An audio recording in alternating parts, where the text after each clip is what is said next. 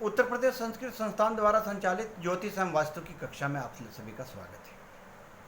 आज बहुत महत्वपूर्ण विषय है।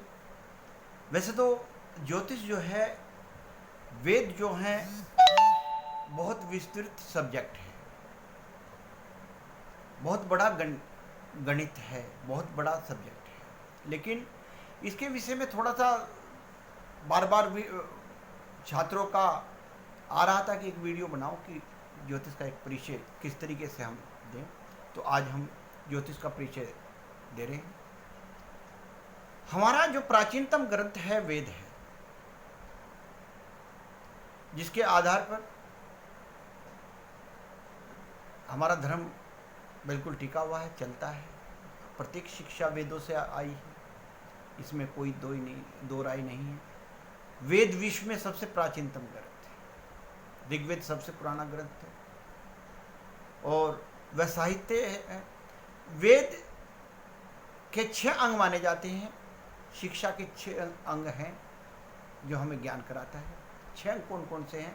पहला है, सबसे पहले हम बताते हैं आपको कि वेदों के अंग। नंबर 1 शिक्षा, संप्रीति, जिसे भाषा का ज्ञान कहा जाता है, जिसके 3 अंग हैं। उच्चारण, शब्दों का स्वरूप और अर्थ। ये 3 चीज इसी से हम ज्ञान करते हैं। यह अंग वेद की नाक कहलाती है। पूछ सकता है आपसे कि वेदों की नाक कौन सी है? शिक्षा। पहला भाग हो गया शिक्षा। उसके बाद दूसरी चीज जो अध्ययन कराता है, कल्प। कल्प किसे कहते हैं? कर्म कांडों में जो अध्ययन कराता है, जो विवरण देता है, उसे वेदों के हाथ कहा जाता है। तीसरा व्याकरण। व्याकरण वेदों का समझने में सहायक है, जिसे मुख की संज्ञा दी गई है। यह वेदों का मुख है। निरुक्त, व्याकरण केवल शब्द की सिद्धि बता देगी, परंतु निरुक्त जो है शब्द का अर्थ बतलाता है। व्याकरण केवल शब्द की सिद्धि बताती है, लेकिन अर्थ जो है निरुक्त बताए। निरुक्त से हमें किसी भी शब्द का अर्थ पता लगता है। छंद, 5वां है छंद। इसमें छंदोक्त वर्द रचना का ज्ञान होता है। छंद वेदों के पैर कहलाते हैं और निरुक्त कान कहलाते हैं। छठा अंग है ज्योतिष। ज्योतिष वेदान चक्षु। ज्योतिष वेदों की आंख है। अतः क्या चीज है ज्योतिष? आकाशगत सूर्य मंडल से संबंध रखने वाले नक्षत्र, ग्रह आदि ज्ञान को देने वाले विज्ञान को ज्योतिष विज्ञान कहा जाता है। अभी बता, वेदान चक्षु और ज्योतिषान नेत्र मुच्यते।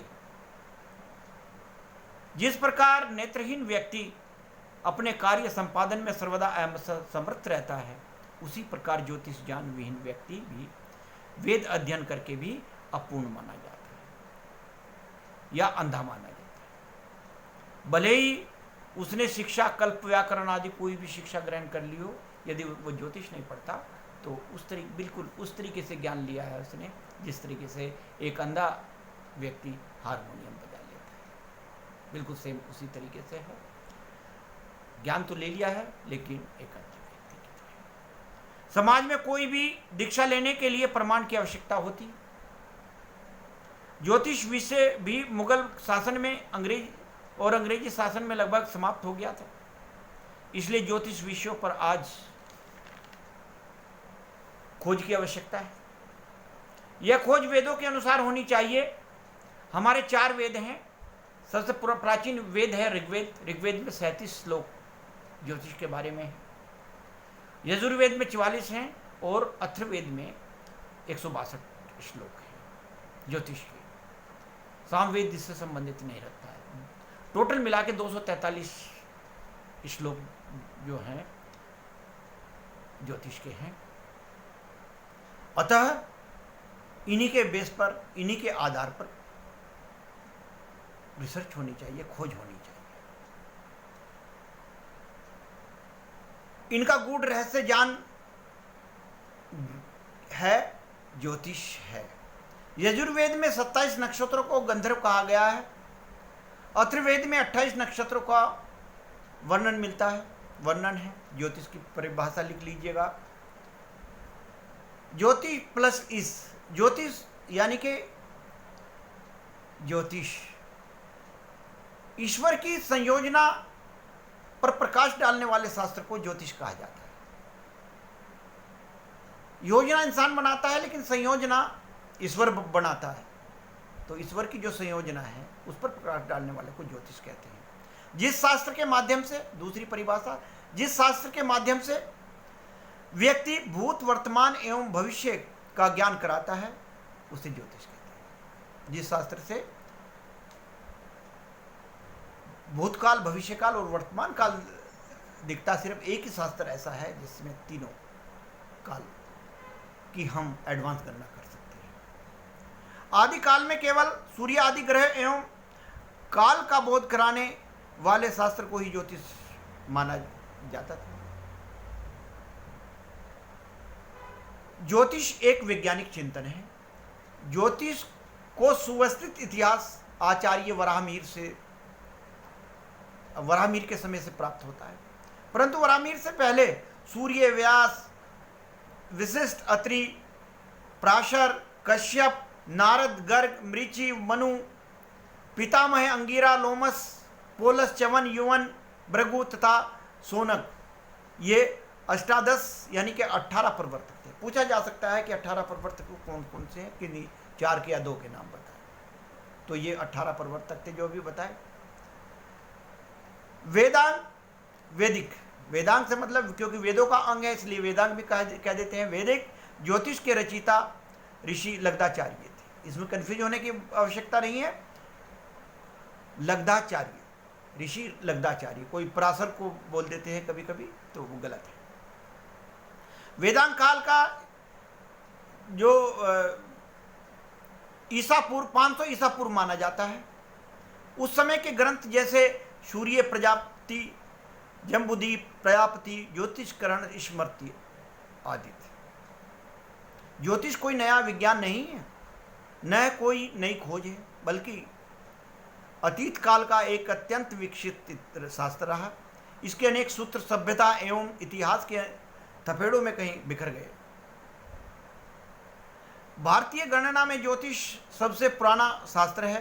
शास्त्रों के अनुसार ऋग्वेद में 95,000 वर्ष पूर्वी ग्रह, नक्षत्र आदि की स्थिति का वर्णन है।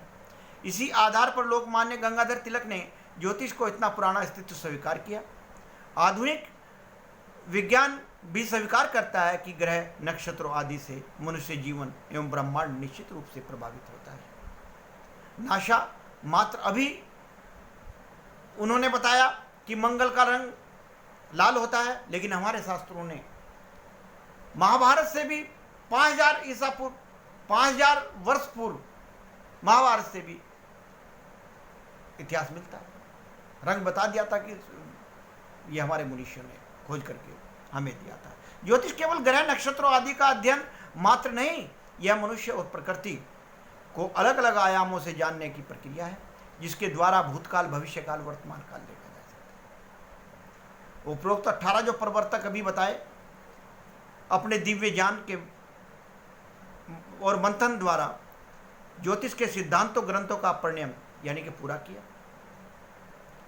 इन मुनीषों के पश्चात अनेक मूर्धन्य यानी कि योग्य ज्योतिषाचार्य हुए, जिन्होंने भारतीय ज्योतिष के विभिन्न अंगों को सुसज्जित करने में अपनी महत्वपूर्ण भूमिका निभाई।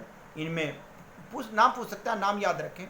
आचार्य आर्यभट्ट, प्रथम आर्यभट्ट, द्वितीय वराहमिहिर, ब्रह्मगुप्त, भट्टोत्तल, श्रीपति, भास्कराचार्य, केशानंद, गणेश, नीलकंठ, दंडीराज जिसका जातक भरण, गोविंद आदि रहे। आधुनिक काल के भी कुछ नाम याद कर लीजिएगा। आधुनिक काल में सूर्य नारायण, व्यास, दिवाकर, कमलाकर, भट्ट, वासुदेव शास्त्री, सुधाकर द्विवेदी, केतकाचार्य मानसागर ने ज्योतिष में अपना योगदान देकर सुसज्जित करने का कार्य किया।